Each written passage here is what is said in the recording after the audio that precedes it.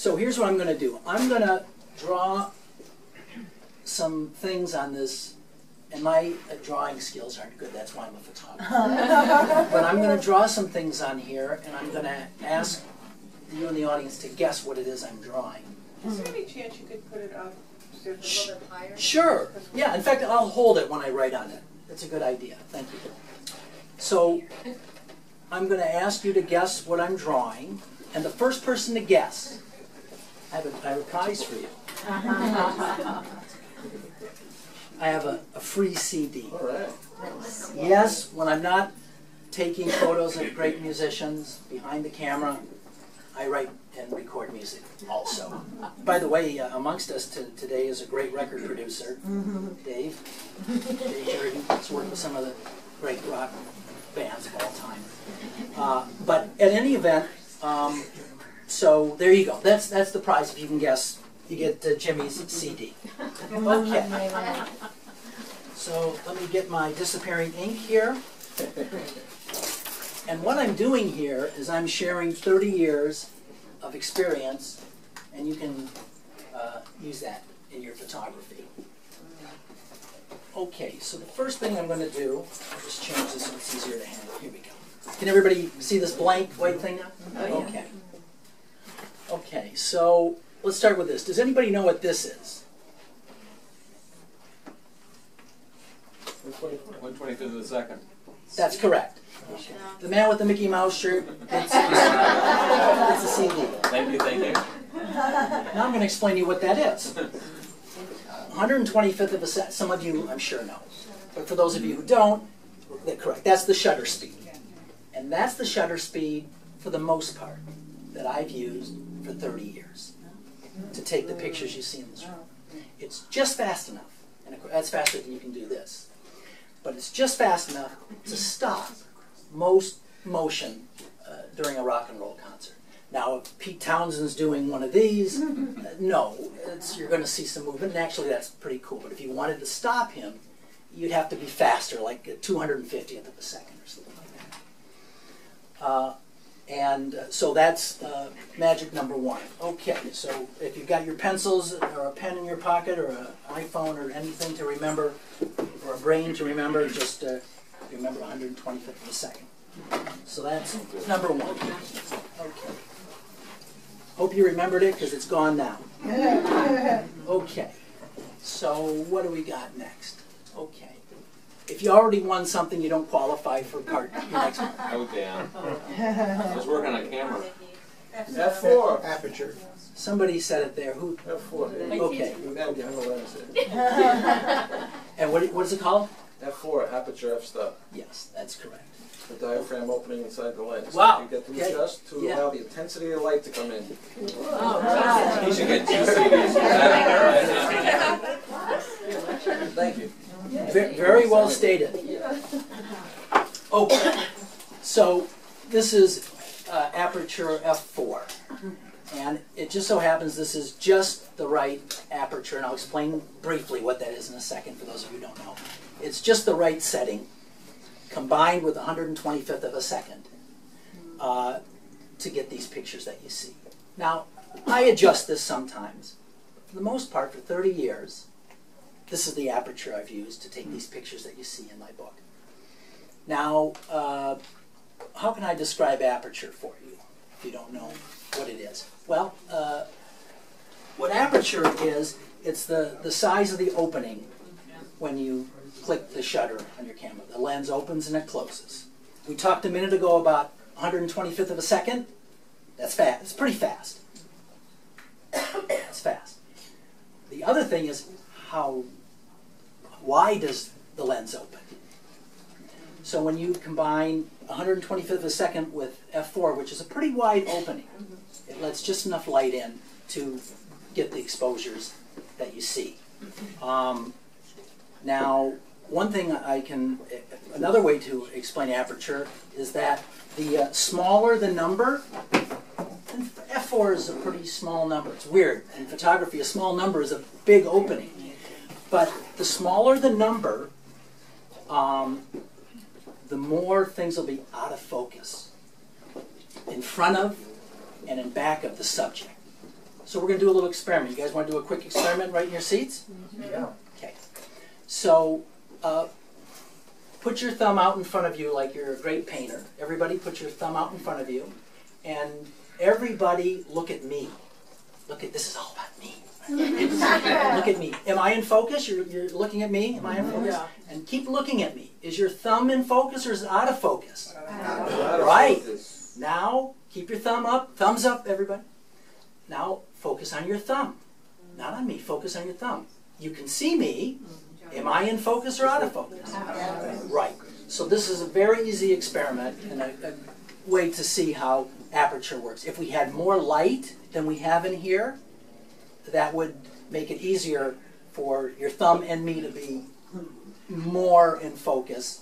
And this, of course, is what a photographer like Ansel Adams was world famous for.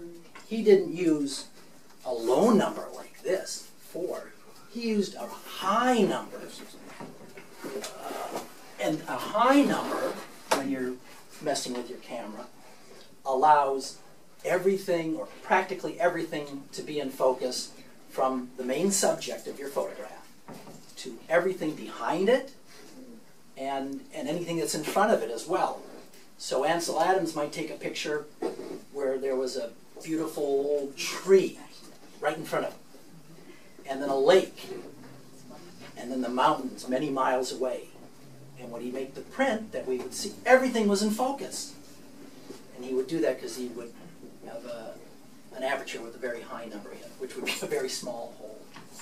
And to explain that, you could maybe do that, or it becomes almost like a scientific experiment.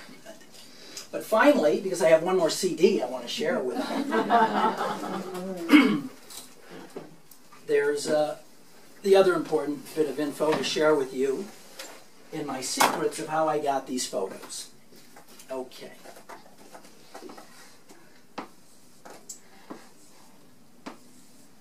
ISO. ISO, that's correct. ISO.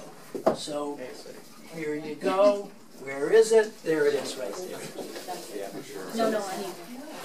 So that's the sensitivity of the film, or nowadays, in digital terminology, the sensor inside the camera. And it's easier for me to talk in film terms because I shot film for so many years, and all the pictures you saw and all the pictures in my book were shot on film. We've all seen film. I have some here, but I'm not going to expose it. But film always came in various sensitivities, from low sensitivity to high sensitivity. And that sensitivity is to light. How sensitive the film was to light. If you were shooting outdoors on a sunny day, you wanted a low sensitivity film. You wanted a film that when all that light hit it wouldn't be overexposed. You just, and look, end up with a shot as white as this. If you were shooting in candlelight, you wanted the most sensitive film you could get because there was very little light supplied. And you needed a film that even if a little bit of light hit it, wow, you could capture the image. And so when I would combine 1,000 speed film with an aperture we talked about earlier of 4 and a shutter speed of what? 1. Right. Then I would get the results you see here. And those are really, that's really the 3 legs of the stool of my photography from a technical aspect. And so go ahead and use them. Thank you. And create some cool pictures. So what film were you using? Generally, I was using Kodak. Kodak had a film that was actually called Kodak 1000. And luckily for me, it came out, Kodak put it out about the time I started. And their ad, it's a very clever ad. The ad that I remember, the television ad, was someone like a mother taking a photo of their daughter in candlelight. And I said, well, I'm shooting concerts which are basically in the dark except for one spotlight. I mean, that's more than a candle, but it's not that much light. So I I took a roll of that 1,000 speed film to a Stevie Nicks concert. I talk about it in the book. That's the first time I ever used it. And the results were really, really good. And in fact, that show and the results from that night really started me thinking about making this a profession, taking it beyond what it had been, a hobby before that.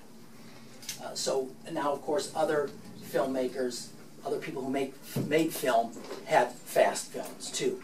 But that became my favorite. It just worked great. And it also, it had very little grain for the time. One of the problems with a fast film, by the way, there are good things and bad things about the three things I showed you. Like in life, there's, you know, you do this and there's a good thing, but there's also a drawback. So each thing I explained to you in the technical aspects of photography have good and bad. Specifically with the sensitivity of the film, the more sensitive it was, the more grain you'd have when you make a print. And of course, the larger you blow the print up from that little negative, the more grain you would see. Now, grain can actually look pretty cool. It can make an artistic statement. But generally, the magazines don't want a grainy photograph. And that's what I've been doing most of my career, is magazine photography, photojournalism. And as a matter of fact, I've been a member of the American Society of Magazine Photographers. Of course, for years now it's called Media Photographers. And magazines and newspapers, they want a sharp picture. And so sensitive film was a sensitive problem with editors.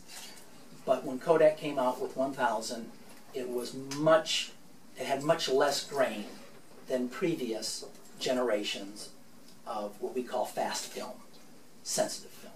It's still, if you blew it up really big, it would start to get. But that picture of Michael Jackson there, that's pretty big, and that's pretty sharp. I don't know what would happen to it if we made it billboard size, but it's worked very well for my applications for all these years. So I hope I answered your question about what film I used primarily. I also would shoot slides some of the time. There was a period in my career where the magazine said, we don't want to see any prints anymore. We want slides. And the reason they wanted it is because most of the magazine editors, they put all the slides on a light board. It was real easy to just one at a time, this one's no good, this one's good, whatever, just for editing purposes. I didn't like that because I loved this Kodak print film. You can see it worked out great for me.